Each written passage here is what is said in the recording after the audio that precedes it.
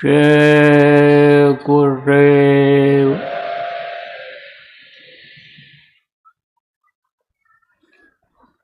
सर्वसमर्थ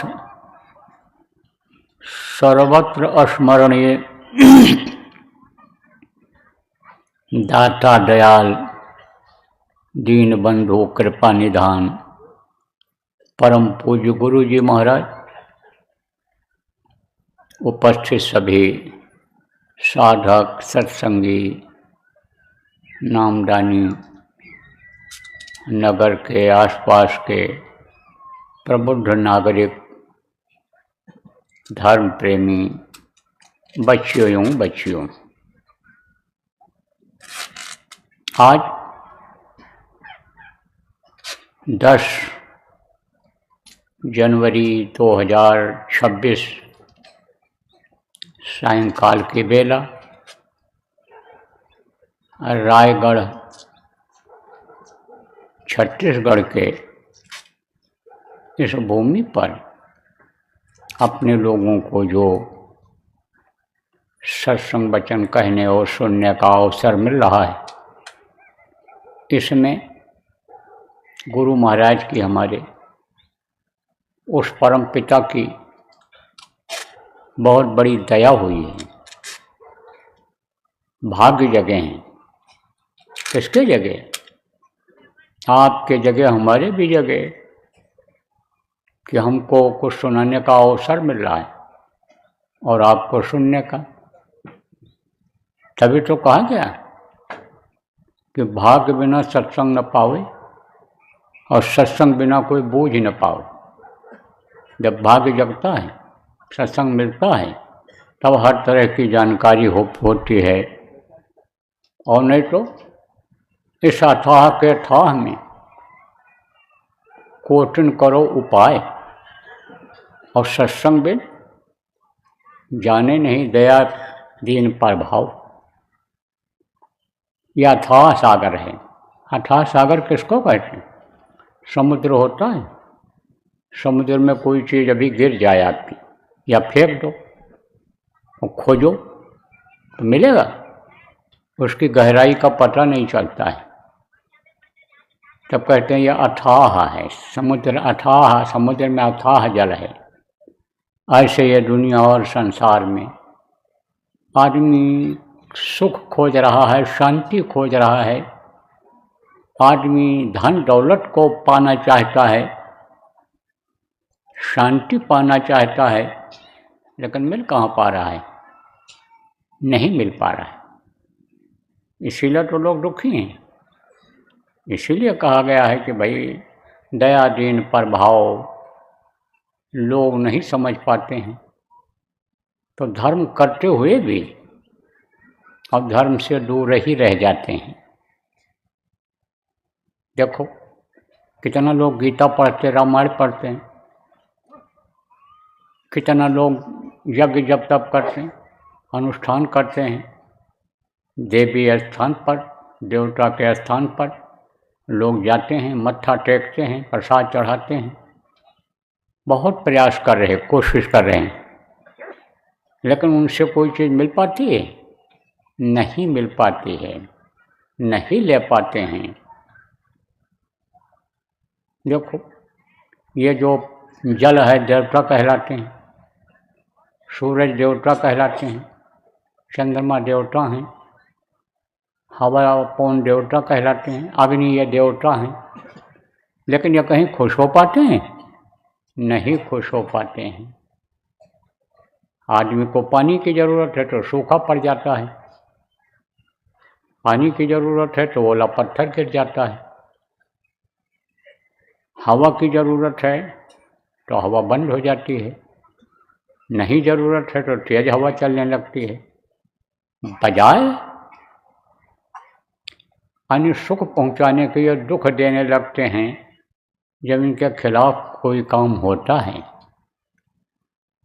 तो सत्संग बिना जाने नहीं, दया दीन पर भाव। दया किसको कहा गया है? दया किसको कहते हैं? हर जीव पर दया करो, रहम करो, क्योंकि सबके अंदर उसी मालिक की रूह है, सबके अंदर वो मालिक का अंश जीवात्मा है, सब पर दया करो। लेकिन दया को कहा गया कि दया धर्म का मूल है, पाप मूल अभिमान। और स्वामी दया न छोड़िए जहाँ जब तक घट में प्राण। तो दया को मूल धर्म कहा गया है। मूल धर्म से ही लोग जब अलग हो जाएंगे, जीव को जब उस प्रभु के सताएंगे तब प्रभु खुश होगा? नहीं खुश होगा, वो सजा दे देगा। इसीलिए कहा जाता है भाई हिंसा हत्या मत करो, जानवरों को मत काटो मारो। अब तो आजकल लोग देखो मार करके और पका करके खा जाते हैं, पेट को कब्रिस्तान बना दे रहे हैं। कब्रिस्तान किसको कहते हैं? जहाँ मुर्दे जलाए जाते हैं। मुर्दा किसको कहते हैं? जिसके अंदर जान नहीं रह जाती है, जिसके प्राण निकल जाते हैं, उसको मुर्दा कहते हैं। तो आदमी के अंदर से रूह निकल गई, जीवात्मा निकल गई, प्राण निकल गए, तो इसको मुर्दा कह करके लोग जलाते हैं। आसपास के लोग आकर के कहने लगते हैं जल्दी करो नहीं तो मिट्टी खराब हो जाएगी। कितना भी सुंदर शरीर हो, हृष्ट पुष्ट तंदुरुस्त हो, लेकिन इसी शरीर को लोग मिट्टी कहने लगते हैं, तो इसको ले जा कर के जला देते हैं, कहते हैं मुर्दा है। अब यही जीवात्मा परमात्मा की अंश जिसको कहा गया ईश्वर अंश जीव अविनाशी, मुर्गा में भी, बकरा में भी, भैंसा में भी, गाय में भी, बैल में भी यही जीवात्मा है। तो जब उसको काट दिया, निकल गई जीवात्मा, तो मुर्दा हुआ कि नहीं हुआ? तो मुर्दा को जहाँ जलाओगे, पेट में आग होती है, अग्नि होती है जो भोजन को जलाती है, भोजन को घोलती है, गलाती है जिसको कहते हो। वही भोजन जो आप खाओ, चाहे चावल खाओ, चाहे साग सब्जी खाओ, दाल खाओ, या आप घी तेल खाओ, जो खाओगे उसको वो आग पकाएगी। मांस खाओगे, मछली खाओगे, अंडा खाओगे, तो उसको वही अग्नि पचाती है, वही जो है वो उसको घोलती है, और नहीं तो पेट में ऐसे पड़ा रहता है। बुढ़ापे में अग्नि कमज़ोर हो जाती है तो भूख खत्म हो जाती है, पेट में पड़ा रहता है, डकार आने लगती है, गैस बनने लग जाता है, अग्नि कमज़ोर हो जाती है। अग्नि ही जलाती है, आग ही जलाती है पेट में। तो मुर्दा खाओगे, यानी समझो कि या करा बकरा ये सब जो खाते हैं तो वो यानी समझो जलता है अंदर। तो जहाँ मुर्दा जलाया जाता है उसको क्या कहते हैं? कब्रिस्तान। पेट को कब्रिस्तान बना दिया। इसको समझ नहीं पा रहे हैं लोग। आज प्रेमियों आपको समझने की ज़रूरत है। यह मनुष्य शरीर को मानव मंदिर कहा गया है। जितने भी महात्मा जानकार आए इस मनुष्य शरीर को मंदिर बताया है। मुसलमान फ़कीर जो हुए हैं, जो जानकार हुए हैं, उन लोगों ने इसको जिस्मानी मस्जिद बताया है। स्पिरिचुअल मास्टर जिसको कहा गया, उन्होंने कहा कि लिविंग ऑफ गॉड, ये भगवान के रहने की जगह है। टेम्पल ऑफ लिविंग गॉड कहा है उन्होंने, यानी ये वो मंदिर है मनुष्य शरीर कि जिसके अंदर परमात्मा निवास करता है। आप तो पहली बार आए हो, आपको बहुत से लोगों को ये नहीं मालूम होगा कि परमात्मा इसके अंदर निवास करता है, क्योंकि आपका संस्कार उस तरह का नहीं बना, आपको संत मत का सत्संग नहीं मिला, जानकार का सत्संग नहीं मिला, तो आपका संस्कार उसी तरह का है कि किसी ने कह दिया भगवान मंदिर में मिलेंगे। मुसलमान जहाँ रहते हैं उनके अगर पंडित मुल्ला पुजारी ने कह दिया, पंडित ने कह दिया आपको कि भगवान तो मंदिर में मिलते हैं, तो आप मंदिर में खोजोगे, मस्जिद में खोजोगे। लेकिन मस्जिद जो जानकार हुए हैं, मस्जिद की असली मस्जिद कहाँ है, उन्होंने कहा है कि अल्लाह अल्लाह का मज़ा मुर्शिद के महखाने में है, और दोनों आलम की हकीकत एक पैमाने में है, ना खुदा मंदिर में देखा, ना खुदा मस्जिद में है, और शेख जी रिंदों से पूछो दिल की आशान, इसी में वो मिलता है। तभी तो कहा है कबीर साहब ने, यही घट भीतर सात समुंदर, यही मन मन नहाओ, मन मोरा विदेश व न जाओ, घर ही है क्या करी। मीराबाई का नाम बच्चियों सुनी होगी, आप लोग भी जो पढ़े लिखे लोग हो, मीराबाई का नाम सुने होगे, मारवाड़ की रानी थी।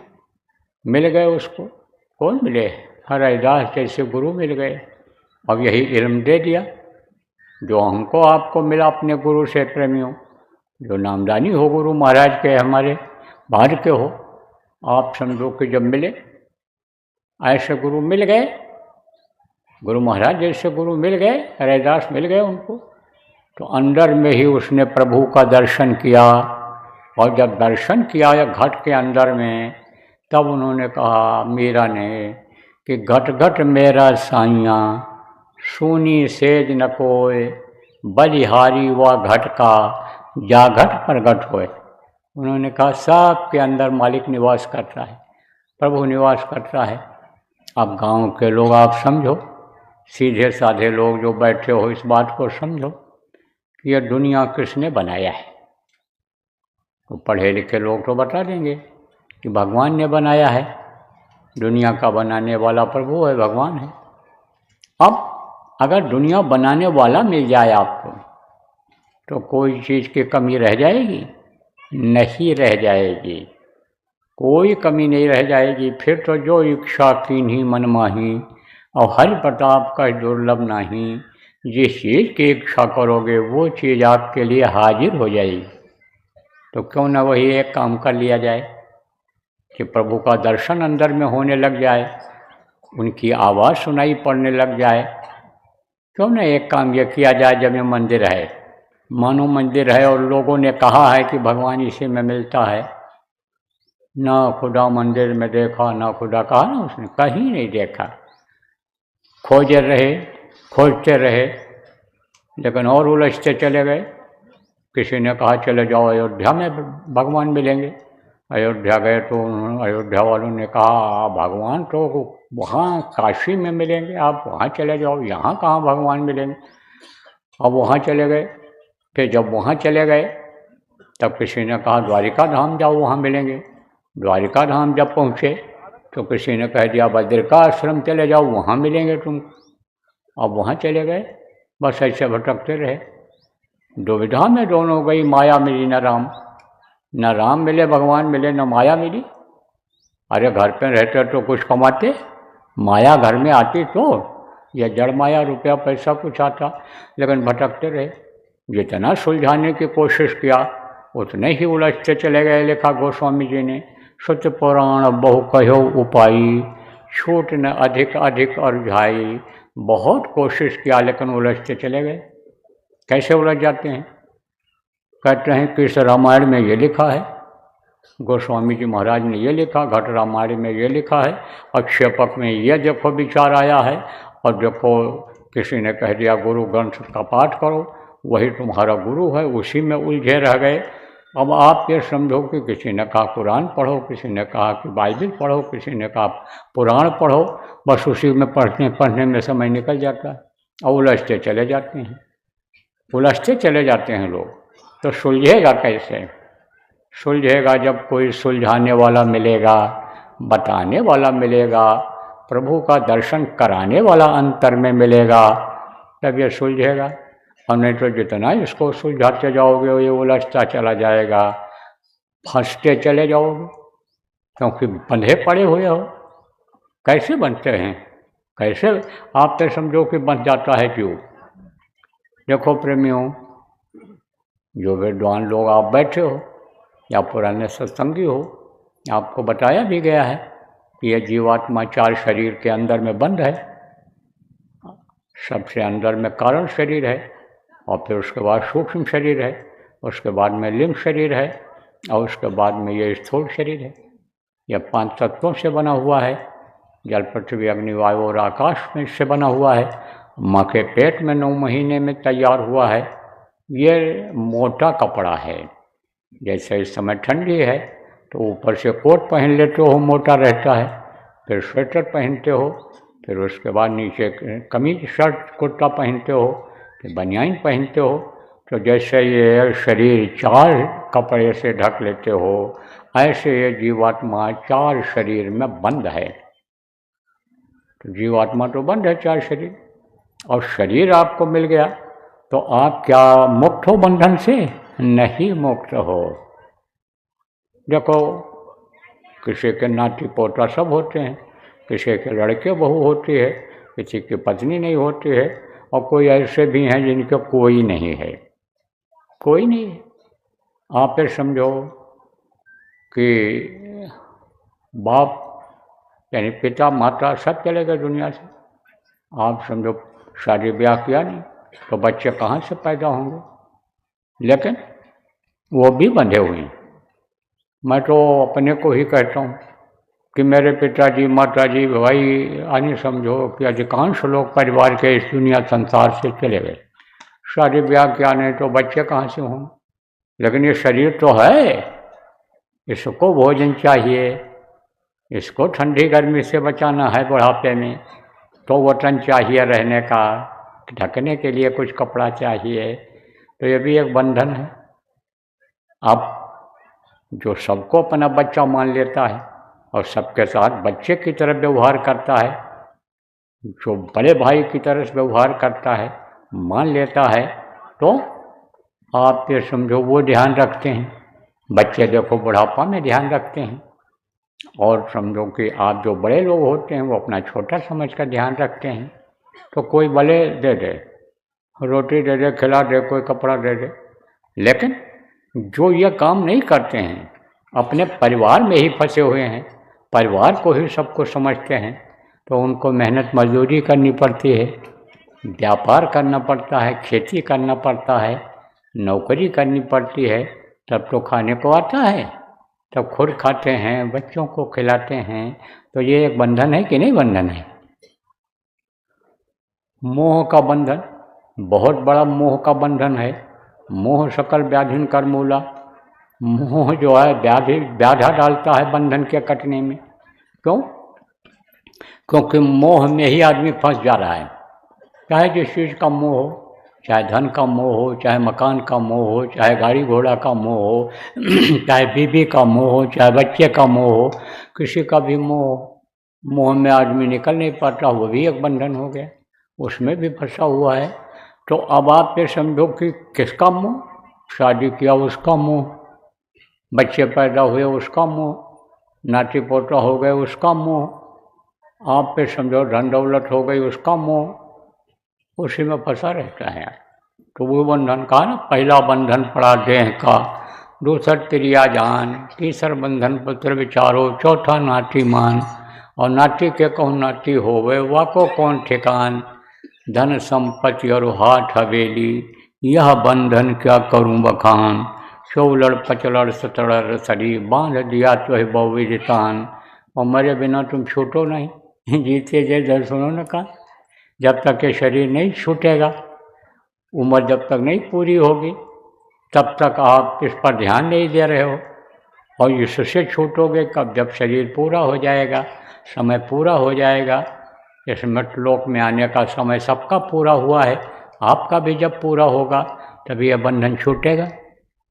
लेकिन अगर सत्संग मिल जाए और बंदी छोर मिल जाए तो बंधन से मुक्त करा देते हैं। बंदी छोर किसको कहते हैं? जिनको गुरु कहा गया है। गुरु माने क्या होता है? रू है नाम प्रकाश का, गु कहिए अंधकार, और ताको करे विनाश जो, सोई गुरु करतार। आप देखो, आँख खोल करके देख रहे हो, दिखाई पड़ रहा है क्योंकि उजाला है, लेकिन कुछ समय के बाद अभी अंधेरा हो जाएगा रात को, तब नहीं देख पाओगे। लेकिन इस समय उजाले में भी, या रात को लाइट जब जलती है, उजाला रहता है, उस समय भी अगर आप आँख को बंद कर लोगे तो उजाला दिखेगा? नहीं दिखेगा, अंधेरा दिखेगा उस समय। तो अंधेरे में भी उजाला प्रकट कर दें, अंधेरे में ही उजाला प्रकट कर दें, वो होते हैं गुरु। ऐसे गुरु के बारे में ही कहा है, गुरु घर में घर दिखलावें, गुरु घट में घर दिखलावें, धुन शब्द 5 बतलावें। नानक साहब ने कहा इस बात को। महात्मा हुए हैं, आप समझो कि संत हुए हैं, धरती के दूसरे संत थे। कबीर साहब के शिष्य रहे हैं वो। कबीर साहब के बाद वही हुए हैं। संत मत का बहुत प्रचार किया, विस्तार किया उन्होंने। तो आप ये समझो प्रेमियों कि जो अंदर में उजाला ला दे वो गुरु होता है, वही बंदी छोर होता है। एक महात्मा जी थे, तो उपदेश करते थे, सत्संग सुनाते रहते थे। तो बातों को फैलाने के लिए प्रचार की ज़रूरत होती है। तो प्रचार कौन लोग करते हैं? जो उनके प्रेमी होते हैं, भगत होते हैं, मुरीद होते हैं, शिष्य होते हैं, वो लोग प्रचार करते हैं। तो काफी को सुनाया, बताया और कहा भाई जाओ अब इस मत का प्रचार करो तुम लोग। तो तैयारी करने लग गए सब लोग। एक गांव का सीधा साधा आदमी था, वो भी नामदान दिया हुआ था वो गुरु महाराज से। और जब गुरु महाराज ने कहा जाओ प्रचार करो, भजन करते रहना, अब फिर बीच बीच में आते रहना, अब यहाँ मत रहो, बाल बच्चे हैं, खेती है, गृहस्थी है, नौकरी है, व्यापार है, देख लो। तब उस आदमी ने कहा, गांव का सीधा साधा, जैसे आप बहुत से लोग बैठे हो, दिन में कमाते हो, शाम को खाते हो, और भगवान का नाम लेना किसी ने जो बता दिया वही नाम लेकर सो जाते हो, ऐसे वो भी था। तो उसने कहा महाराज हम भी प्रचार करना चाहते हैं, लेकिन हमारे समझ में नहीं आ रहा है कि हम प्रचार कैसे करें, क्या करें, क्या कहें, क्या न कहें, क्योंकि हम तो पढ़े लिखे हैं नहीं, हम तो गांव के आदमी हैं, कमाने खाने वाले हैं। लेकिन आपकी बातें बहुत अच्छी लगी। धर्म की बेल बढ़ाना जरूरी है। धर्म जो चला जा रहा है धरती से, सत्य हिंसा परोपकार सेवा रूपी धर्म जो आप बताते हो, ये चला जा रहा है, तो धर्म की स्थापना तो जरूरी है। तो महाराज हम क्या प्रचार करें? तब गुरु ने कहा कि तुम जाओ और तुम यही कहना लोगों के दरवाजे के सामने जा कर के कि गुरु बंदी छोर, गुरु बंदी छोर, गुरु बंदी छोर, गुरु बंधन से मुक्त कराते हैं, गुरु बंदी छोर होते हैं। तो तुम जाओ यही प्रचार करो। तो गया वो, अब यही बात का है। तो एक दरवाजे पर जब पहुंचा तो देखा वहाँ पर एक तोता लटका हुआ है। बहुत से लोग तोता पाल करके रखते हैं, दरवाजे के सामने लटका देते हैं और उसको पढ़ा देते हैं तोते को। जब किसी को आता, जब देखता है वो, तब जैसा उसको तोते को पढ़ाते हैं वही चीज़ बोलता है। तो उसको भी पता चल जाता है कि भाई यहाँ कोई हमारा रखवाला भी है, देख रेख वाला भी है। घर वालों को भी पता चल जाता है कि तोता बोला है तो कोई आ रहा है, कोई है। तो तोता पाल के रखें। तोता देखता है अजनबी आदमी को तो बोलता है। हिरन को पाल के रखते हैं लोग, कुत्ता को पाल के रखते हैं लोग, या अजनबी आदमी को जिसको न जानता हो, न देखा हो, उसको देख करके भूखता है। हिरन भी चौकन्ना हो जाती है, घूमने लग जाती है, कान फटकने लग जाती है कि हमारे मालिक को पता चल जाए कि कोई आ रहा है इधर जंगल में या इनके घर की तरफ आ रहा है। तो तोता पाले हुआ था। तोते ने कहा इनसे, कहा गुरु बंदी छोड़ तुम कह रहे हो, तो भाई तेरे गुरु मेरे इस बंधन से मुक्ति कब दिलाएंगे, और मेरी मुक्ति कैसे होगी? मैं तो पिंजरे के अंदर बंद हो गया, मैं तो पेड़ों पर घूमने वाला, मैं तो ताज़ा ताज़ा बढ़िया फल पेड़ों पर खाने वाला, और यहाँ पर मुझे जो ये दे देते हैं, चाहे सड़ा हो, चाहे गला हो, चाहे सूखा हो, चाहे इतना रसदार हो, जो भी दे देते हैं उसको मैं खाता हूँ जिंदा। यहाँ यही मेरा टट्टी पेशाब होता है, तो मैं इस बंधन से कैसे मुक्त हो पाऊँगा? तब उन्होंने कहा, किसने कहा? शिष्य ने, कि भाई ये हमको तो नहीं मालूम है। तब उसने कहा कि तुमको नहीं मालूम है तो तुम जाओ और अपने गुरु से पूछ करके आना कि मैं बंधन से मुक्त कैसे हो पाऊंगा, मुझे कैसे छुटकारा मिलेगा। तब शिष्य ने कहा, ठीक है, हम पूछ करके आएंगे, तब आपको बता देंगे। अब जब वो पहुंचा वहाँ आश्रम पर, गुरुजी बैठे हुए थे, पैर छुआ गुरुजी का, प्रणाम किया और सबसे पहले सवाल यही कर दिया गुरुजी से कि तोता कह रहा था कि मैं बंधन से कैसे मुक्त हो पाऊंगा। सुनते ही गुरुजी ऐसे गिर गए, बेहोश हो गए। अब सब लोग दौड़े, गुरुजी बेहोश हो गए, गुरुजी बेहोश हो गए। कोई पंखा करने लग गया, कोई पानी लाकर मुंह धोने लग गया, चर्चा होने लग गई, क्या हो गया क्या हो गया। एक आदमी सेवक वहीं खड़ा था गुरुजी का, उसने सुना था इसकी बात को, उसी ने कहा इसी ने कुछ कहा है, कि जिससे सुनते ही गुरुजी बेहोश हो गए। अब बोले तो कोई कुछ नहीं इसको, लेकिन सब ऐसे कातर दृष्टि से देखने लगे। कातर दृष्टि किसको कहते हैं?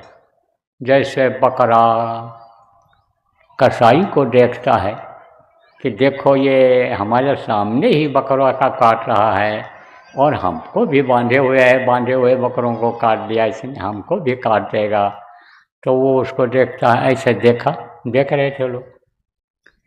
आधा घंटा के बाद गुरुजी उठे, बातचीत करने लग गए, हंसने बोलने लग गए, अपने दैनिक क्रिया में लग गए। भोजन भी किया गुरुजी ने, सामान्य जैसे पहले थे वैसे हो गए।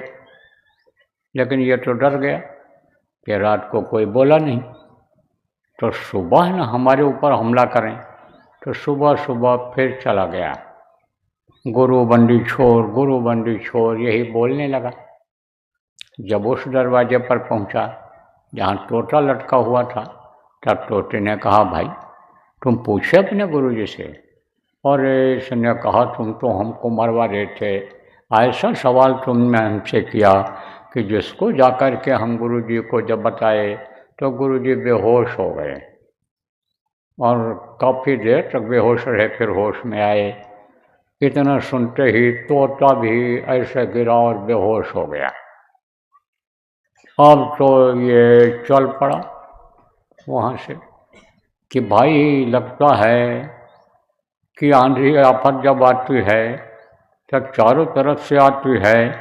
जैसे कहा गया है कि गरीबी में आटा गीला हो जाता है, मुंह के सामने से रोटी चली जाती है, ऐसे ही लगता है अब तो हमारे दिन खराब आ गए और रात को जान बची। और अगर ये घर वाले मेरी बात को सुने होंगे तो कहेंगे मेरा तोता को मार दिया। अब वो औरत कुछ लेकर आ रही थी सुबह सुबह।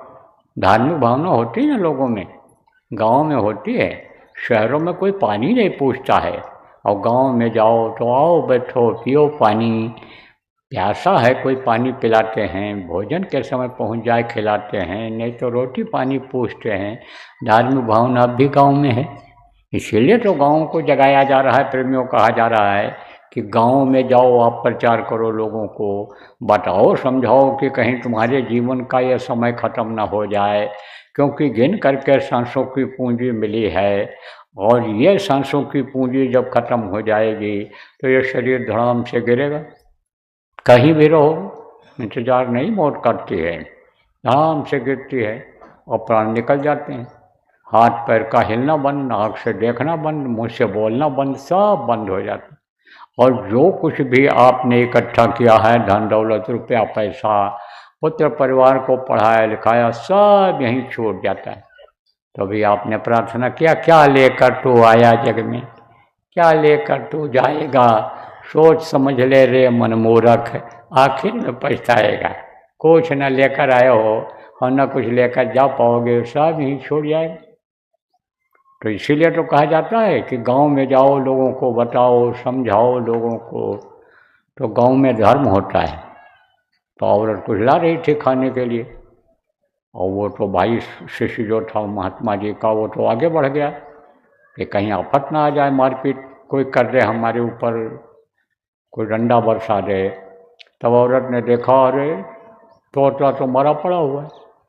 अब उसको रोटी देना भूल गई, रख दिया वहीं पर। देखा वो साधु तो है भी नहीं, चला गया। उठाया उसने पिंजरे को, तोते को हिलाया डुलाया, कुछ नहीं, तोता बेहोश पड़ा है। बोली अब चलो इसको छोड़िया, मैं नहीं सड़ेगा, बदबू आएगी, मर गया बेचारा तोता हमारा। दुखी तो हुई, दुखी हुई, लेकिन ले गई उधर और ढकेल दिया उसको पिंजरा रख करके। तोता उधर चला गया। फिर उस पिंजरा उठा करके जब चली वापस, तो तोता ने आँख खोल दिया और उड़ करके गया, पेड़ पर बैठ गया। पेड़ पर बैठ गया। फिर उसने कहा इससे, तब तक ये भी पहुंच गया था वहाँ, कहा कि देखो तुम्हारे गुरु का इशारा मैं समझ गया। मुँह से वो कुछ नहीं बोले, लेकिन बेहोश होकर के उन्होंने बता दिया कि तोता अगर बेहोश हो जाएगा तो अन्य समझ लो कि बंधन से मुक्त हो जाएगा। अब जो लोग आप पुराने नामदानी हो, सत्संगी हो, आप इस चीज़ पर ध्यान दो कि आप सुमिरन करते समय भी, ध्यान करते समय, भजन करते समय भी दुनिया को नहीं भूलते हो। मन आपका उसी तरफ चला जाता है, धन दौलत मकान की तरफ, रुपया पैसा जिसको कहते हो, जिसको पुत्र परिवार कहते हो, उसी की तरफ चला जाता है। थोड़े समय के लिए अगर उसको भूल जाओ और एकदम से उधर से बेहोशी ले आओ, तो अभी काम आपका जल्दी बन जाए, देर न लगे। लेकिन आप उस चीज़ से बेहोश नहीं होते हो। नए लोग जो नामदान लेने के लिए आए हो, अभी आपको समझाया जाएगा कि कैसे क्या करना रहेगा। तो जब बंधन से मुक्त कराना हुआ तोते को, तो उसी तरह से गुरु ने समझो इशारा कर दिया, बता दिया। तो ये जीवात्मा तो समझो कि बहुत दिनों से यह बंद पड़ी है, इसी में 4 खान 84 लाख योनियाँ बताई गई, उसी में यह भटकती रही है और फिर आकर के ये यहाँ मृतलोक में बंधन में पड़ गई। तो मनुष्य शरीर जो देव दुर्लभ शरीर बताया गया, देवता जिसके लिए तरसते रहते हैं, वो पा करके भी इसको बंधन से मुक्त आप ना करा पाओ, तो ये क्या कहा जाएगा, ये अभागी कहा जाएगा। और सत्संग सुनने का और सत्संग में आने का कोई मतलब नहीं रह जाएगा। इसलिए प्रेमियों, इसको मुक्त कराना है। तो जिनको तो गुरु महाराज मिल गए, गुरु महाराज के जाने के बाद नामदान मिल गया, आपको युक्ति मालूम हो गई, उपाय मालूम हो गया कि भाई हम बंधन से मुक्त इस तरह से हो सकते हैं। लेकिन जो पहली बार यहाँ पर आए हैं, उनको बेचारों को भी नहीं मालूम कि बंधन से मुक्ति कैसे मिले, स्वर्ग वैकुंठ में जीवात्मा भ्रमण कैसे करेगी। ये अनाहत वेद वाणी, आकाश वाणी जो सुनाई पड़ रही है, वो कैसे हम सुन पाएंगे। जिसको महात्माओं ने सुना, ऋषियों ने सुना, हम कैसे सुन पाएंगे। मनुष्य शरीर में ही थे वो लोग सुने, हम कैसे सुन पाएंगे। उनको उपाय बताया जाएगा। ये उपाय कौन बताता है? इस धरती के संत बताते हैं। महात्मा जो वक्त के गुरु कहलाते हैं, वो बताते हैं। हमेशा इस धरती पर रहे, घिरी बदरिया पाप की बरस दई अंगार, और संत न होते जगत में जलमल का संसार, वो हमेशा रहते हैं। तो मैं तो भाई अपने को न तो संत कह रहा हूँ, न महात्मा कह रहा हूँ। आप ये समझो प्रेमी, और न ही अपने को मैं गुरु वक्त का कह रहा हूँ। मैं अपने को कुछ नहीं कह रहा हूँ। आप भले कोई कुछ कहो, हम आपके मुंह को नहीं पकड़ सकते हैं, क्योंकि देखो जाकी रही भावना जैसी, और हर मूरत देखी चिंता सी। आप ये समझो उस समय राम भगवान भी मनुष्य शरीर में आए थे, तो जिसकी जैसी भावना रही उनको वो उसी तरह से दिखाई पड़े। तो भावनाओं को हम ठेस नहीं पहुंचाना चाहते हैं, लेकिन हम अपने को ये नहीं कहते हैं। जैसे कबीर साहब ने कहा, हिंदू मुझको ना कहो। किसी ने सवाल किया कबीर साहब से, कहा आप हिंदू हैं कि मुसलमान हैं? तो कहा हिंदू मुझको ना कहो और मुसलमान भी ना हैं। और 5 तत्व का पुतला और गई भी खेले माए। उन्होंने कहा ये 5 तत्वों का पुतला है, यही तत्व निकल जाएंगे, जल पृथ्वी अग्नि वायु आकाश से निकल जाएगा तो ये पुतला रह जाएगा। अभी यही उस शरीर को चलाते हैं। तो भाई वो हम तो उस मालिक के बंदे हैं, और मालिक न हिंदू न बनाया, न मुसलमान बनाया, न सिख बनाया, न ईसाई बनाया, उसने तो इंसान बनाया है। और इंसानियत जिसके अंदर आ जाती है वो सबकी कदर करता है। जो मालिक को समझ जाता है तो भाई मैं तो सबकी कदर करता हूँ, इज्जत करता हूँ। तो कहा गया है कि संत हमेशा रहे, और जब जाने लगते हैं दुनिया संसार से तो वो किसी न किसी को बता करके जाते हैं कि अब इस काम को ये करेंगे, ये नाम दान देंगे। तो गुरु महाराज भी पुराने प्रेमी जो आप यहाँ बैठे हो, गुरु महाराज भी कह कर गए थे, आपको याद होगा कि यह हैं उमाकांत तिवारी। सत्संग मंच से बोले थे, बगल में हमको खड़ा करके नामदान वगैरह समझाने के लिए कह रहे थे कि जब मैं समझा लिया तब वहीं रोक दिया गुरु महाराज ने, कहा देखो इनको देख लो। दिखाया लोगों ने, दिखाया लोगों को, कहा ये पुरानों की संभाल करेंगे और नए को नामदान देंगे। तो पुरानों की संभाल वाली भी बात करता हूँ, सान्य शिविर लगवाता हूँ, नामधुनी बुलवाता हूँ, दुख तकलीफ़ों को दूर करने का उपाय भी बताता हूँ। आप ये समझो कोई यानी परिवार में कोई बिजनेस व्यापार में कोई वो हो तो उसका भी उपाय बता देता हूँ, क्योंकि वो भी थोड़ा सा शांति यानी उसमें भी शांति मिलनी चाहिए, नहीं मन उसी में लगा रहता है। तो हमसे जो हो सकता है वो हम आपकी मदद करते हैं। भजन भक्ति भाव के लिए बताते रहते हैं कि भक्ति करो तो दिल से करो, अंदर से करो, सेवा करो तो छिपा के करो, सब बात बता देते हैं, सब बताते हैं, संभाल वाली बात करते हैं। और नए लोगों को नामदान भी देता हूँ, जहाँ भी जाता हूँ सब जगह नामदान देता हूँ। तो अब तो उम्र ज़्यादा हो गई, ज़्यादा दौड़ धूप नहीं कर सकता हूँ, नहीं तो 3-3, 4-4 कार्यक्रम मैंने एक दिन में किए हैं, और नामदान 3-3 यानी एक दिन में 3-3 जगह पर दिया है पहले, लेकिन अब तो कम हो पा रहा है। लेकिन अब आप ये समझो कि जैसे यहाँ काफ़ी लोग आ गए, छोटा कार्यक्रम आपके गांव में होता, कम लोग आते, यहाँ काफ़ी लोगों को नामदान मिल जाएगा। तो नामदान सब जगह देता हूँ, देश के कोने कोने में गया नामदान दे करके आया। कुछ ही प्रांत से छूटे होंगे कि हमारा तो ख्याल है कोई नहीं छूटा है, एक आध भले छोटा हो, नहीं सब जगह नामदान दिया हूँ। गया हूँ विदेशों में गया, 15 देशों में नामदान दे करके आया। क्यों? क्योंकि गुरु भक्ति करनी है। गुरु भक्ति किसको कहते हैं? गुरु के आदेश के पालन को गुरु भक्ति कहते हैं। तो गुरु भक्ति तो करनी है, तो आदेश का पालन करता हूँ। आज भी जो नए लोग आए हो आपको नामदान दूंगा, तो अब आप नए लोग जो आए हो समझो, पढ़े लिखे लोग आए हो आप समझो। देखो प्रेमियों, पहले एक ही धर्म था, मानव धर्म था, और आज जो 5 नाम आपको बताऊंगा यही 5 नाम था भगवान का, प्रभु का यही नाम था। लेकिन अब बहुत से नाम हो गए, लेकिन वो नाम कैसे हुए? समय समय पर महापुरुष इस धरती पर आए। यदा यदा ही धर्मस्य ग्लानिर्भवत् भारत अभ्युत्थानम् अधर्मस्य तदात्मानं प्रजाम्यहम्, लिखा हुआ मिलता है कि वो आता है जब जब धर्म की हानि होती है, तब वो आता है। जब जब हुए धर्म की हानि, बाढ़ असुरधम अभिमानी, गोस्वामी जी महाराज ने भी लिखा, श्रीमद् भागवत में भी लिखा है कि अथ असो युग संध्याम दस्यु प्राय सुराजा तदा नाम में कल के जगतपति। वो कलयुग में आएगा, अन्य युगों में भी आया है। तो वो समझ लो आप कि कोई ना कोई आता है, इस धरती पर आता है धर्म की स्थापना के लिए।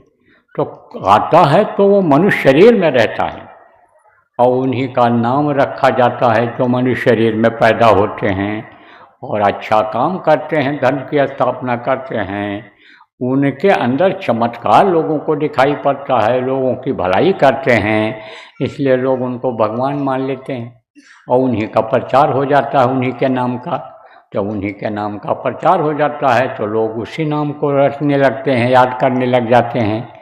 तो ये जो मुँह से लेने वाला नाम है ये देहधारियों का है। देहधारी किसको कहते हैं कि जो आप समझो कि शरीर का नाम होता है, क्या शरीर होता है, शरीर का नाम होता है। और अच्छा काम जो करते हैं, भलाई का काम करते हैं, लोग भगवान मान लेते हैं और वही नाम का प्रचार हो जाता है। तो यह है मुँह से लेने वाला नाम। अब बहुत से नाम इस तरह के हो गए, केशव करोड़ नाम लाख नाम कृष्ण के हो गए। अपने अपने तरह से लोग उनको कहने लग गए, दयालु थे, दीन बंधु थे, कृपा निधान थे, और ये ऐसे थे वैसे थे, तमाम तरह का नाम रख दिया लोगों ने। तो वो जो नाम शुरू में था, 5 नाम जो आज अभी आपको बताऊंगा, यह शुरू में था, पहले था। एक ही धर्म था, मानव धर्म, सत्य अहिंसा परोपकार सेवा रूपी धर्म, मानव धर्म, एक ही धर्म था शुरू में। और अब इस समय बहुत धर्म है, बहुत नाम हो गया। आप ये समझो उस समय पर केवल एक भाषा थी, संस्कृत भाषा थी, अब बहुत भाषाएं हो गई। मत हो गए, पहले एक ही मत था, संत मत, आप समझो मत हो गए बहुत, और मतांतर उसके बहुत हो गए, उसकी शाखाएं अन्य हो गई। तो कहा गया ना, कोटि नाम संसार में ताते मुक्ति न होए, और आदि नाम जो गुप्त जप बिरला समझे कोई। आदि नाम को अगर जपा जाए तो मुक्ति हो जाए। मुक्ति किसको कहते हैं? शमशान घाट पर क्या लिखा रहता है? मुक्ति धाम, मोक्ष धाम। तो आदमी खत्म हो गया, उसको ले गए वहाँ जला दिया, बोले मुक्ति धाम में मुक्ति करा दिया। जलाने में 2 दिन लग जाए तो कोई मुर्दा वापस लाता है? कहता है इनको मुक्ति दिला करके ही वापस आए। तो शरीर की मुक्ति तो हो जाती है, लेकिन आत्मा की मुक्ति नहीं हो पाती है।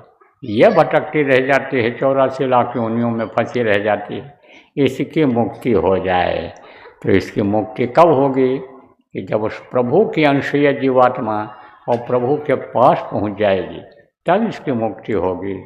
तब फिर ये नीचे नहीं उतरेगी, तब यह नरकों में नहीं जाएगी सजा भोगने के लिए। फिर ये 84 लाख योनियों में कीड़ा मकोड़ा सांप गोजर बिच्छू नहीं बनेगी, शेर चीता हाथी घोड़ा की योनि में नहीं बन के जाएगी। फिर यह 9 महीने के लिए माँ के पेट में उल्टी नहीं लटकाई जाएगी। तो प्रेमियों, मुक्ति दिलाने वाला नाम अन्य समझ लो, आज आपको बताऊंगा, आज आपको याद कराऊंगा, रटाऊंगा।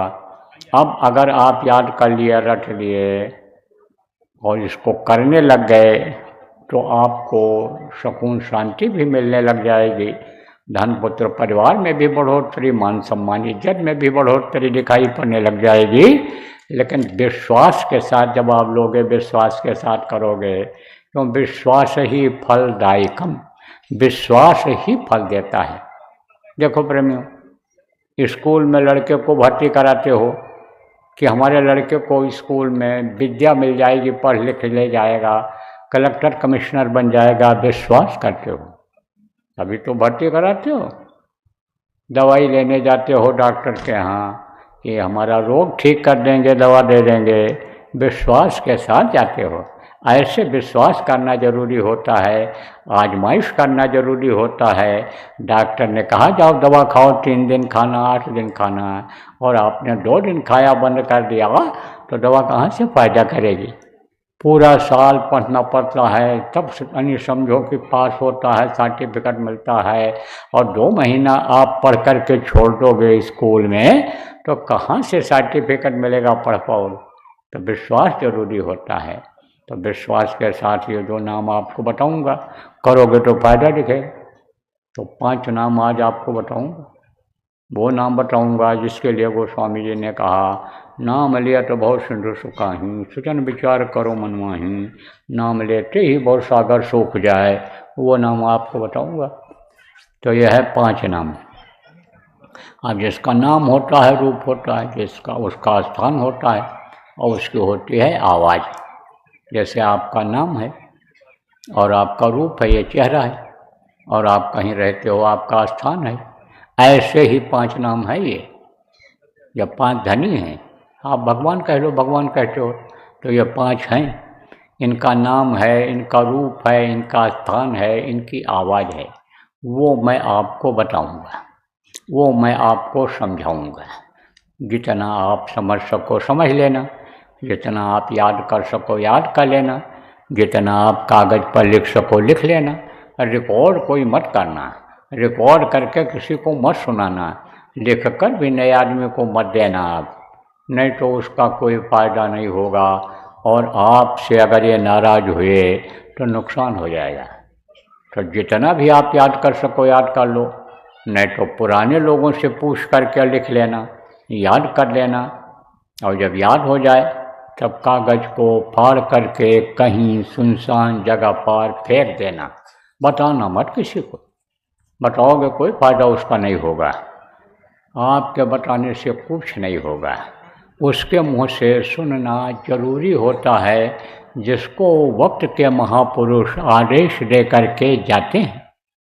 देखो प्रेमियों, पीपल, पाकड़ और रसाल पीपल, पाकड़ और रसाल, ये 3 पेड़ होते हैं। अगर इनका बीज सीधे ज़मीन पर गिर जाए तो जमता नहीं है, पौधा नहीं बनता है, फल नहीं लगता उसमें। जब पक्षी, चिड़िया जिसको कहते हैं, फल को खाता है और खा करके जब बीज को नीचे गिरा देता है, फिर वो जमता है, वो पेड़ बनता है, उसमें फल लगता है। ऐसे ही जिसके लिए आदेश हो उसके मुँह से सुनना जरूरी होता है। तो आप किसी को भी मत बताना। आप 3 चीज़ समझो। आप सुमिरन कहते हैं माला जपने को, और ध्यान कहते हैं आँख से देखने को, और भजन कहते हैं कान से सुनने को।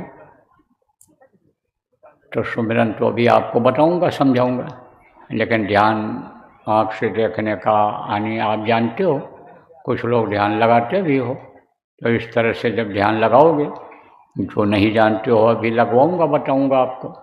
तो इस तरह से जब ध्यान लगाओगे, अंदर में देवी देवताओं का दर्शन करोगे, स्वर्ग वैकुंठ में घूमोगे, ऊपरी लोकों का ब्रह्म लोकों का आनंद लोगे, तब मस्त हो जाओगे, खुश हो जाओगे, और खुश होकर के दूसरों को बता दोगे, और जैसे बताओगे वैसे ही बंद हो जाएगा। इसलिए बताना मत किसी को, कुछ भी दिखाई पड़े। अभी भजन करना बताऊंगा आपको। भजन कहते हैं कान से सुनने को, तो बाहर से कान बंद करके और अंदर में सुनने का जब आप अभ्यास करोगे, अंदर के कान से सुनोगे, जीवात्मा के कान से, तब आपको साउंड जिसको कहा गया, गैबी आवाज़, खुदाई आवाज़ जिसको कहा गया, वेद वाणी, गुरु वाणी, जिसको सच कहा है महात्माओं ने, सत्य वाणी, सच वाणी, यह सब आपको सुनाई पड़ेगा। अनहित वाणी, ये सब आपको सुनाई पड़े। तो जब सुनोगे तो मस्ती आ जाएगी, और मस्ती आएगी तो उसको भी आप बताओगे दूसरों को कि इस तरह से बाजा बज रहा है, इस तरह से सब हो रहा है। तो जब बताओगे तो बंद हो जाएगी। तो जो मस्ती आ रही थी, आनंद आ रहा था, खुश हो रहे थे, वही दुख में बदल जाता है। जैसे मीरा को नहीं सुनाई दिखाई जब पड़ता था, तो गली गली में पागलों की तरह से घूमती थी और कहते थे रात दिन मुँह नींद न आवे, भावे अन्न न पानी। अन्न पानी कुछ नहीं भाता है, अच्छा ही नहीं लगता है, नींद नहीं आती है जल्दी। बिरह में, बिरह किसको कहते हैं? जिससे प्रेम हो जाए, जिससे दोस्ती हो जाए, उसको देखे बगैर चैन नहीं पड़ता है। अगर वो आँखों से दूर हो जाए तो बराबर उसी की याद आती रहती है। लड़के को भेज देते हो पढ़ने के लिए, कहते हो लड़के की सूरत भूलती ही नहीं है। पति कहीं चले जाते हैं तो ये बच्चियां कहती हैं कि देखो वो भूल नहीं रहे हैं।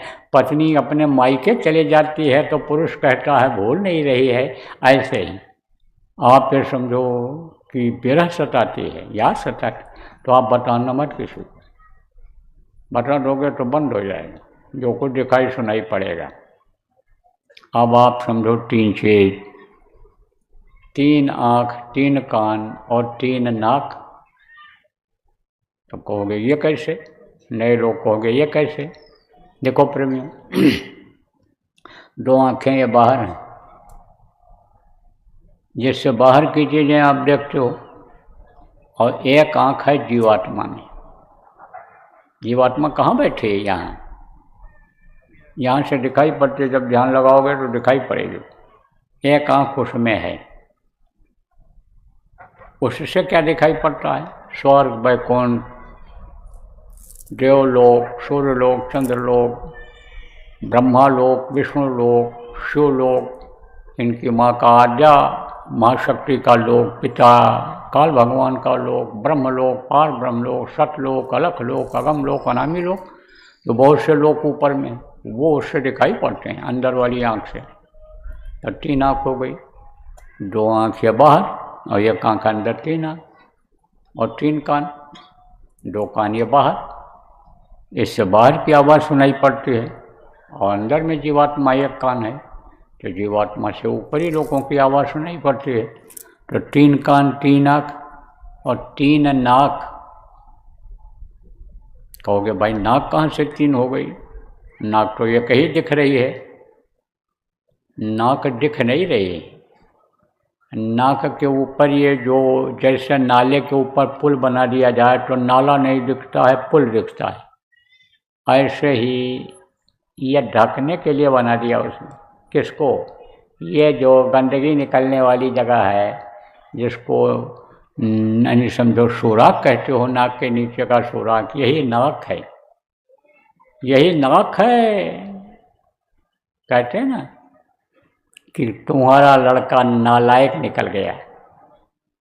तो लड़के आजकल बहुत नालायक निकल रहे हैं, क्योंकि ध्यान नहीं रखते हो आप लोग। तमाम सत्संगियों के लड़के बिगड़ रहे हैं। कहाँ गया, क्या किया, क्या कर रहा है, पढ़ रहा है, नहीं पढ़ रहा है, स्कूल जा रहा है, नहीं जा रहा है, गलत बच्चों के साथ तो नहीं पड़ गया। बच्चियों का भी ध्यान नहीं देते हो कि बच्चियाँ ही गलत, बच्चियाँ भी गलत होती हैं, और आप तो समझते हो कि ये लड़की ही है, लड़का नहीं है, इससे दोस्ती की होगी। लेकिन गलत बच्चियाँ भी जब मिल जाती हैं तो आदत गलत डाल देती हैं। क्यों? क्योंकि साथ का असर होता है। संगत ही गुड़ होत है, संगत ही गुड़ जाए, और भंस फांस और मिश्री ये कह भाव बिकाए। और फिर समझो साथ का असर हो जाता है। जैसे रस्सी डाल दी जाती है मिश्री के अंदर, और वो भी मिश्री के भाव बिक जाती। ऐसे ही आप ये समझो प्रेमियों के साथ का असर होता है। अब साथ के असर से बच्चे बिगड़ रहे हैं। नशे की आदत इनके अंदर आती जा रही। नशेड़ी आदमी कुछ कर सकता है? कुछ नहीं कर सकता। न कमा सकता, न खा सकता, न खिला सकता, न अन्य समझो समाज और अपने संपत्ति की रखवाली कर सकता है, न परिवार के काम आ सकता है, न देश के काम आ सकता है। कुछ नहीं कर सकता नशेड़ी आदमी। जब नशे में रहेगा तब तो वो पड़ा रहेगा, और नशे की आदत जब पड़ जाती है जल्दी छूटती नहीं है। तो प्रेमियों, होशियार रहने की ज़रूरत होती है, होशियार रखने की ज़रूरत होती है प्रेमियों। जब आप पैदा किए हो, पढ़ाते लिखाते हो, तो नेक बनाओ, धार्मिक बनाओ, राम बनाओ, कृष्ण बनाओ, बाबा बनाओ। आप ये समझो उनको चंद्रशेखर, अशफाकुल्ला खां, राजेंद्र राठी जैसे वीर देशभक्त बनाओ, कि उनको डकैत बना दोगे, स्मगलर बना दोगे उनको। अब आपको ये सोचने की प्रेमियों ज़रूरत है। तो अब आप समझो प्रेमियों के साथ का असर होता है। तो आप ये समझो कि आप नाक के बारे में बता रहा था आपको। तो अगर लड़का नालायक निकल गया, तो किसी ने कहा तुम्हारा लड़का नालायक निकल गया, तो जैसे कोई पेड़ होता है, लगाओ आप, और शुरू में ही टेढ़ा हो गया और बड़ा हो गया, वो पेड़ मोटा हो गया, तब सीधा नहीं हो पाता जल्दी। तब तो देख देख के पश्चाताप होता रहता है कि अगर लकड़ी लगा करके बांध दिए होते इसको, पौधे को, तो ये सीधा हो गया हो। तो बहुत कोशिश करते हैं लोग, और लड़के लड़कियां सुधरते नहीं हैं, मनमाना ही काम करते हैं, शादी ब्याह भी नहीं करते हैं, जो चाहते हैं वही कराना चाहते हैं आपसे, तो बिगड़ गए।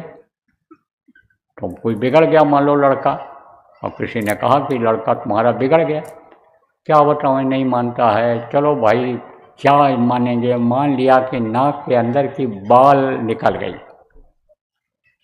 और किसी की लड़की बिगड़ गई, और किसी ने कहा तुम्हारी लड़की बिगड़ गई।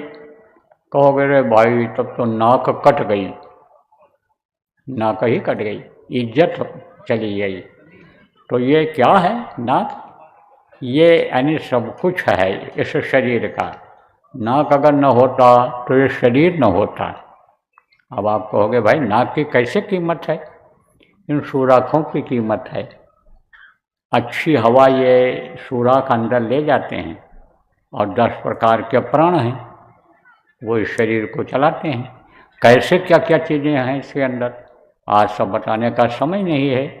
कल 12 बजे दिन में जो सत्संग होगा कुछ बातें उसमें भी बताई जाएंगी। आज आप लोग जो शहर के लोग सुनने के लिए आए हो, कल अगर आप आओगे तो आपको और बहुत सी बातें मिल जाएंगी। ऐसी बातें मिल जाएंगी जो कभी सुना भी नहीं, जाना भी नहीं, किसी ने बताया भी नहीं। सुख शांति का रास्ता मिल जाएगा। आज भी बहुत कुछ बताऊंगा जिससे आपको सुख शांति मिलेगा, जिससे आपके अंदर आत्मधन आएगा, आत्मबल बढ़ेगा आपका। तो एक बार में एक नाक अच्छी हवा ले करके अंदर देता है प्राणों को, जिससे यह शरीर चलते हैं। और उसी समय अंदर की गर्म हवा, गंदी हवा दूसरे नाक से निकलती है। अभी आप ऐसे करोगे, ऐसे करोगे तो कभी आप देखोगे बाएं नाक से गर्म हवा निकल रही, कभी दाहिने नाक से ये सुराख से निकल रही। और जब बदलने को होता है तब ये दोनों नाक चलते हैं, दोनों चलते हैं और थोड़ी देर के बाद बदल जाते हैं। थोड़ी देर के बाद एक ही सुराख से गर्म हवा निकलेगी। तो ये अपना काम बराबर करते रहते हैं, ये कभी भी नहीं बंद करते हैं। शरीर अपना अंग बंद कर देता है। जैसे जब सो जाते हो तो हाथ नहीं हिलता, आँख नहीं खुलता, कान से सुनाई नहीं पड़ता, मुँह से बोल नहीं सकते, पैर से कहीं जा नहीं सकते हो। ये सब आराम में हो जाते हैं सोते समय। लेकिन ये कभी नहीं सोते हैं। ये सोते समय भी ऑक्सीजन देते हैं, ये अच्छी हवा देते हैं कि जिससे ये शरीर जिंदा रहे। तो दो नाक के बाहर जिससे खुशबू और बदबू दोनों मिलती है। जिसको गंध कहते हो, अच्छी गंध, सुगंध जिसको कहते हो, और जिसको अन्य समझो कि दुर्गंध कहते हो, दोनों इससे मिलता है। लेकिन जो अंदर में जीवात्मा में नाक है उससे अन्य समझो कि ऊपर को की जो है वो खुशबू आती है, क्योंकि ऊपरी लोकों में गंदगी है ही नहीं। गंदगी नाम की चीज़ ही नहीं है। कोई झाड़ू लगाता नहीं दिखाई पड़ता, नापदान साफ करता नहीं दिखाई पड़ता, वहाँ है ही नहीं। कोई टट्टी पेशाब करता ही नहीं। शरीर बदल जाता है, भोजन बदल जाता है।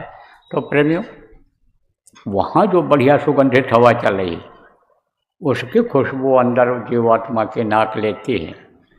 तो 3 आँख, 3 कान और 3 नाक, और सुमिरन, ध्यान, भजन 3 चीज़ें, और 5 नाम, 5 रूप, 5 स्थान, 5 की आवाज़, यह मैंने आपको बताया। अब आपको दूंगा नामदान। उसके लिए न आपको घर छोड़ना है, न ज़मीन जायदाद छोड़ना है, न बाल बच्चों को छोड़ना है। आप जहाँ रहते हो वहीं पर रहो। जिसके साथ आप बैठ कर के खाते हो शाकाहारी भोजन उसी के साथ खाना।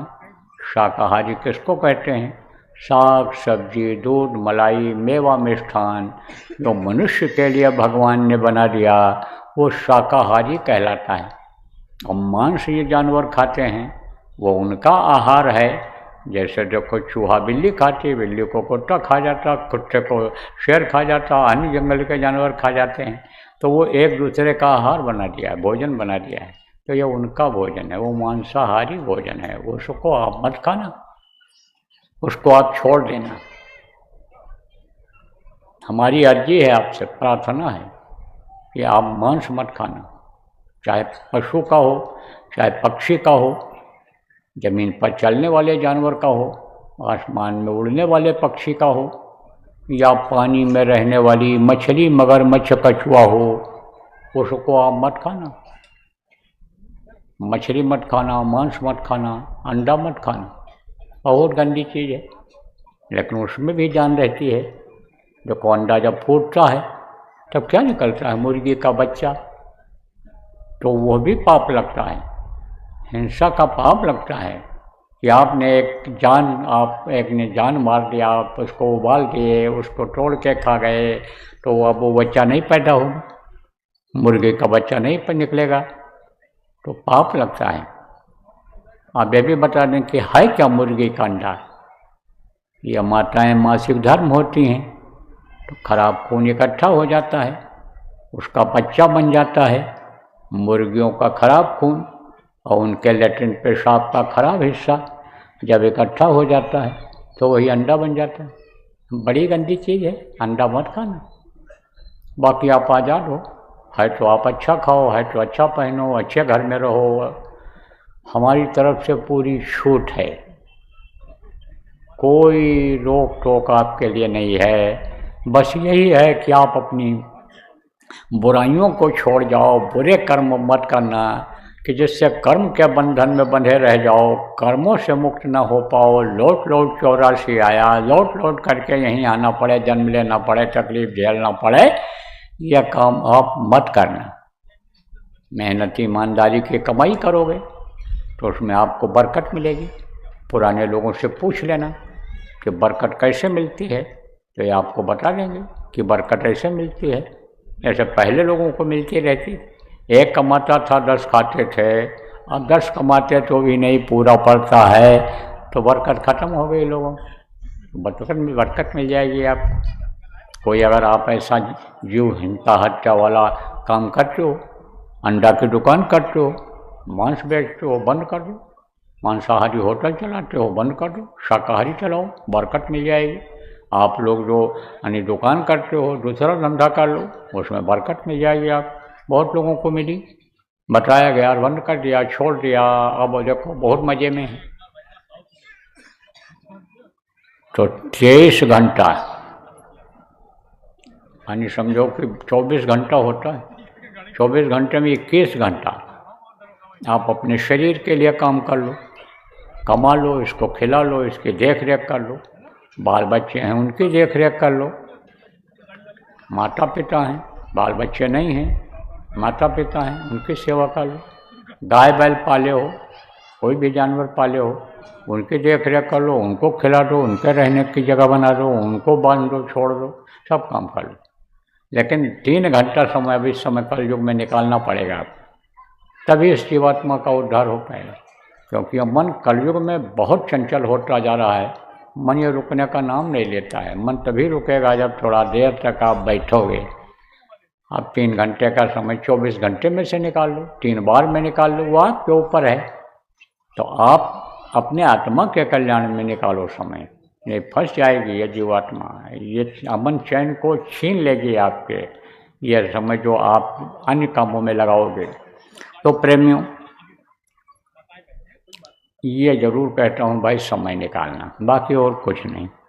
तो देता हूँ नामदान, आप बैठो, पुराने लोग दोहरा लो और नए लोग नामदान ले लो, बैठ जाओ, जो जो नाम बोलूँगा बोलना, और जब मैं बोलना बंद कर दूँगा आप भी बोल।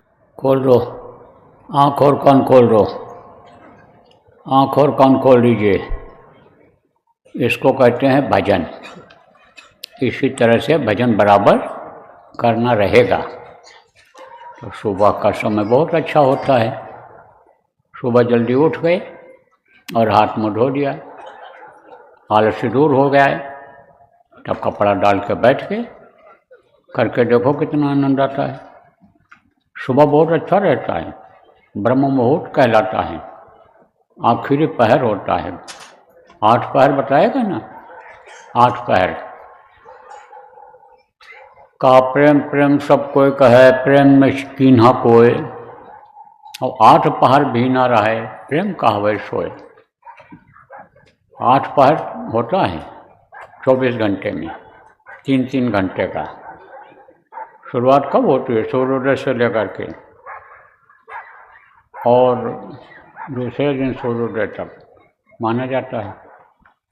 तो आप ये समझो 4 पहर तो दिन में होता है और 4 रात को होता है। सुबह 6 बजे से लेकर 9 बजे, 9 से 12 बजे, 12 से यानी समझो कि 3 बजे, इस तरह से अलग अलग इनका नाम भी है। सुबह जो होता है आपका 3 बजे 6 बजे तक का, वो ब्रह्म मुहूर्त कहलाता है। भजन का बहुत अच्छा अवसर रहता है।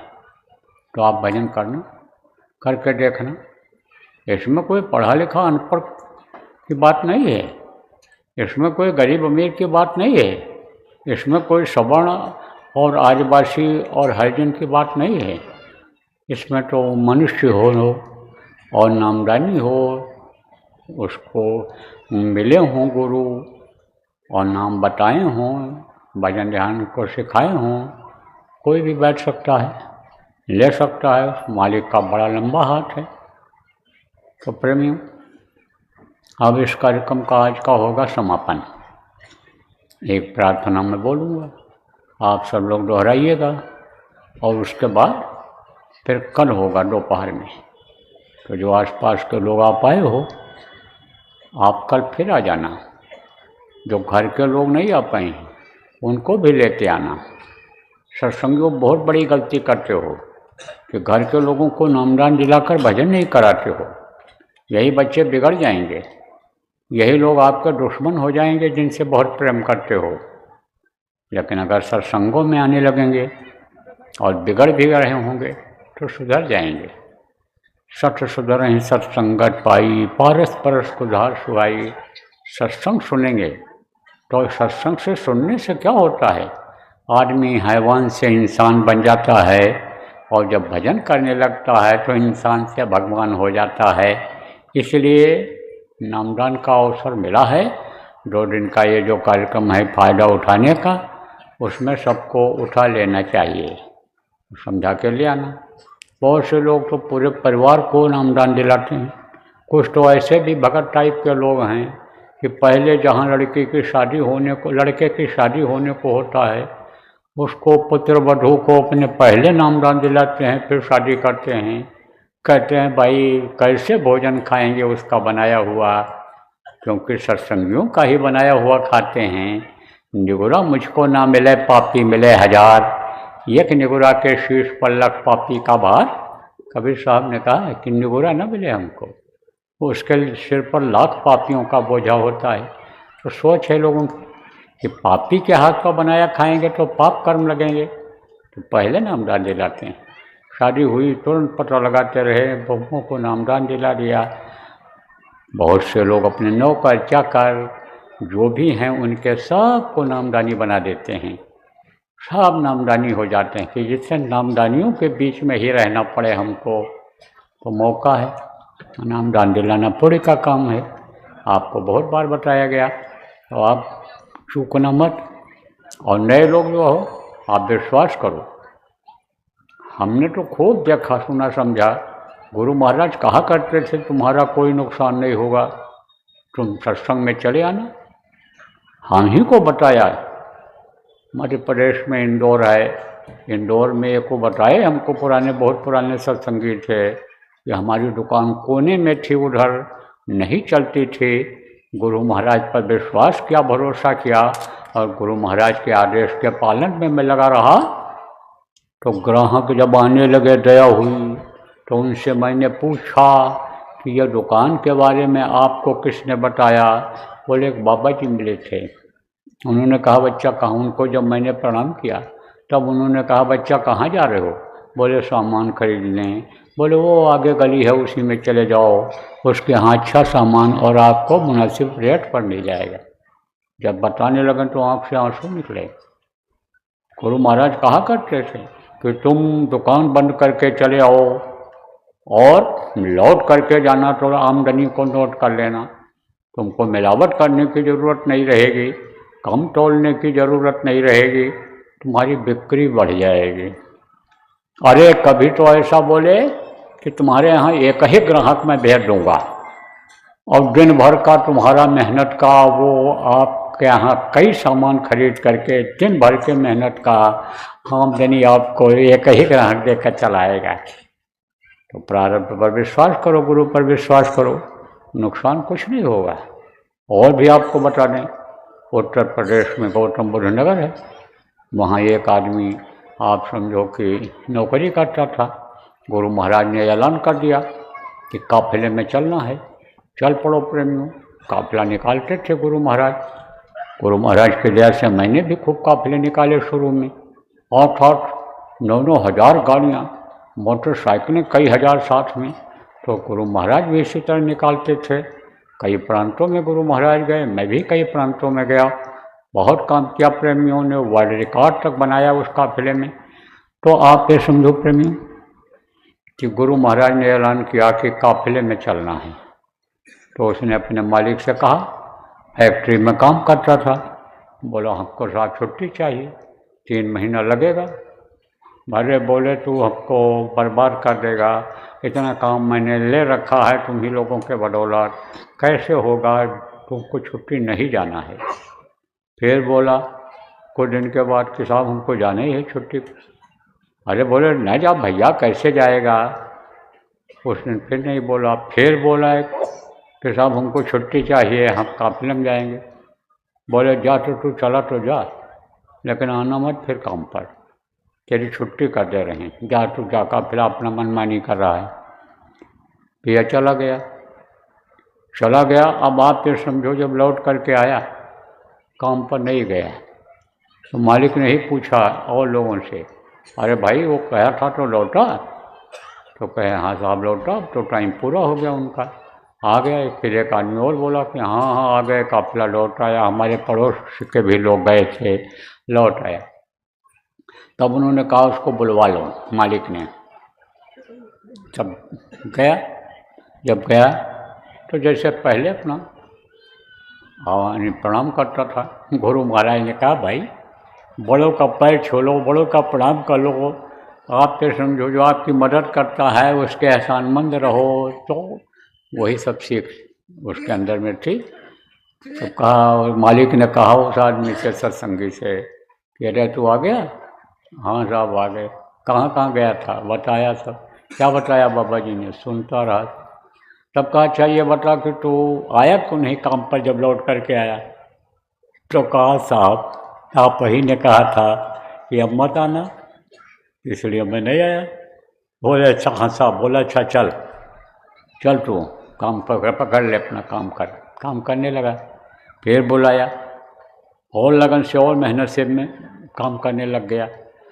फिर एक दिन बुलाया, कहा जा, कह दिया है तनख्वाह तेरा मिल जाएगा तुझको, जो तू छुट्टी पर रहा उसका तनख्वाह तेरे को मिल जाएगा। अब आप ये समझो कि तनख्वाह भी मिल गई और काफिला भी हो आया। और कुछ दिन के बाद फिर उसको बुला करके पूछता रहा, सत्संग की बातें बताता रहा वो, और फिर उसका तरक्की भी हो गई। व्यक्ति आज भी मौजूद है, आप कोई कहोगे तो मैं नाम पता भी बता दूंगा, आप मिल लेना, पूछ लेना, सच कह रहा हूँ कि झूठ कह रहा हूँ। झूठ बोलने से हमको क्या मिलेगा। लेकिन जो ये प्रेरणादायक बातें हैं इनको बताने में हमको कोई दिक्कत नहीं है, तो कुछ नहीं बिगड़ेगा आपका। आप लोग आ जाना और नामदान लोगों को दिला देना। लेकिन नामदान दिलाने के बाद यह न सोचो कि भार झोंक कर भार में रही मनु तेरा पार, हम तो लाए, आदेश का पालन किया, नामदान दिला दिया। नहीं, जिम्मेदारी आपकी बनती है कि आप उनको सुमिरन समझाना, जिनको नामदान दिलाना, ध्यान समझाना, भजन समझाना, बराबर उनको बल मिलता रहे, समझते रहें, भाव भक्ति प्रेम बढ़ता रहे, इसलिए सत्संगों में लाना। और जब पक्के हो जाएं तब छोड़ना है। कोई भी पौधा लगाओ, आप पेड़ लगाओ और देख रेख न करो तो जानवर खा जाएंगे उसको। जब बड़ा हो जाए और फल देने लग जाए तब उस पेड़ को आप छोड़ दो, तो फल देता रहेगा वो। तो भी कुछ रखवाली करनी पड़ती है कि जिससे फल मिलता रहे। तो जब तक फल उसको न मिले और उसको भजन कराने का फल आपको न मिले, तब तक बराबर निगरानी रखो, बराबर उनको समझाते रहो, बताते रहो, अपने साथ उनको बैठाते रहो, करते रहो, कराते रहो प्रेमी। तो रात को करना जो लोग नामदान लियो, पूछ लेना लोगों से। तो बोलो जय गुरुदेव। सब लोग बोलो जय गुरुदेव। मेहर के नजर करो मेरी ओर, मेहर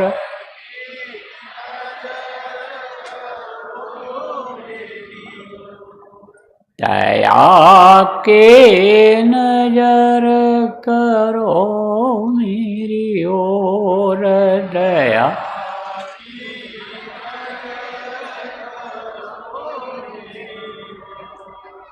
निश दिन तुम्हें निहारूं सतगुरु निश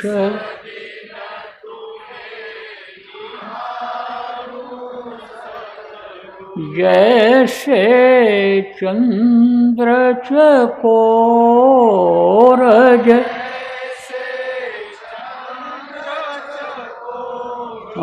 दया के नजर करो मेरी ओर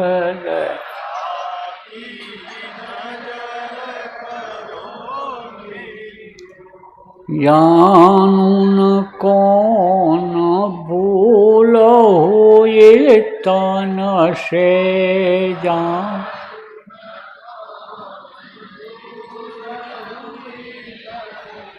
लियो हमसे मुख मोड़ लियो और दया के नजर करो मेरी ओर दया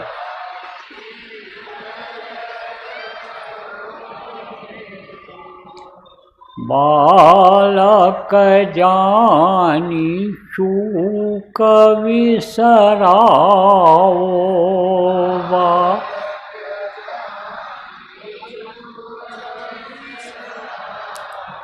आया शरण अब मैं तोर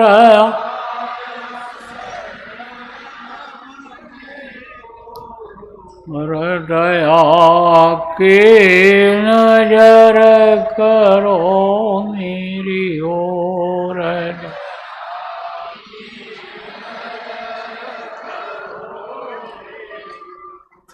सदा दयालु स्वभाव तुम्हारा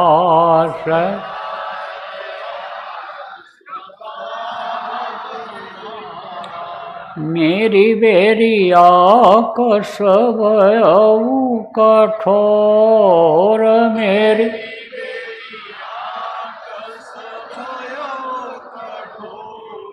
दया के नजर करो मेरी ओर दया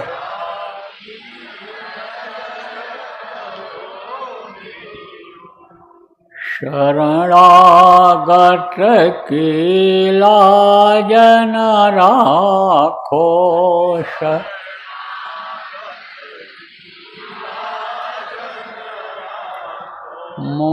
सुपतित अब जाएं कहीं और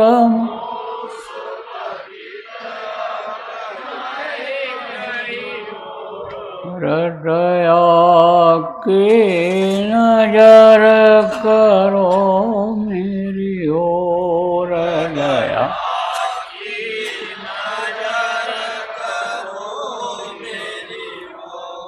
अब की बार उबार ले वयो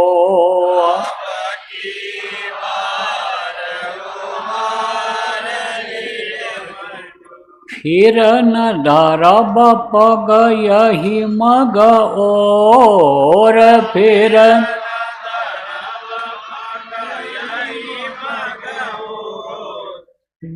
न धरब पग यही मग और फिर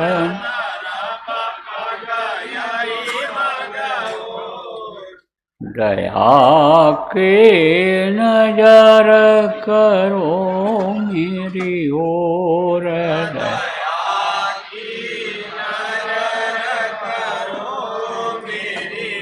निहार के नजर करो मेरी ओर निहार की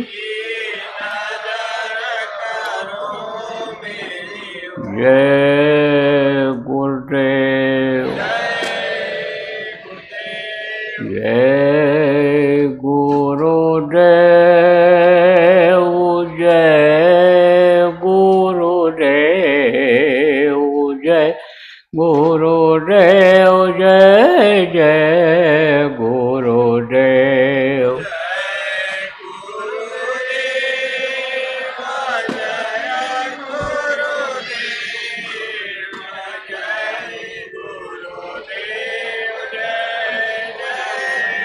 जय गुरुदेव, जय गुरुदेव, जय गुरुदेव, जय जय गुरुदेव।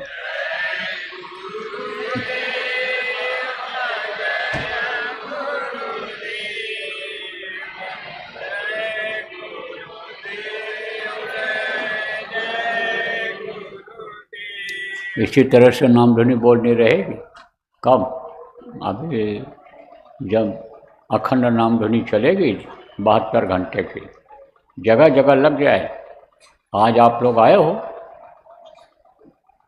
आज मीटिंग कर लो, गोष्ठी कर लो और योजना बना लो कि हमको हर गांव में जहाँ जहाँ संगत है वहाँ नाम ध्वनि अखंड चलानी है। जिम्मेदारियाँ ले लो, आप सब लोग बांट लो। जहाँ कम संगत है वहाँ भी चल सकती है, आसपास के लोग आ जाएंगे, रिश्तेदार भी बैठ सकते हैं, घर के लोग बैठेंगे, पड़ोस के लोग बैठेंगे। जब आप उनसे प्रार्थना करोगे कि हमारे यहाँ नाम ध्वनि है, आप आइए, बैठिए, बोलिए, तो चलता रहेगा। 72 घंटे लगातार चलेगा नाम ध्वनि। तारीख आपको बता दूंगा कब से कब तक लगेगा। 14 तारीख को मालूम हो जाएगा, खबर आ जाएगी जिम्मेदारों के पास। तो बोलो जय गुरुदेव, जय गुरुदेव। अरे सब लोग बोलो जय गुरुदेव, प्रेम से बोलो जय गुरुदेव, मिलकर बोलो जय गुरुदेव, जोर से बोलो जय गुरुदेव। अब आवाज निकली है थोड़ा, अब पास पड़ोस के लोगों के कानों तक जय गुरुदेव नाम प्रभु का नाम है। कल बताऊंगा जो नए लोग आए हो कि यह कौन सा नाम है, कल बताऊंगा। तो बोलो जय गुरुदेव।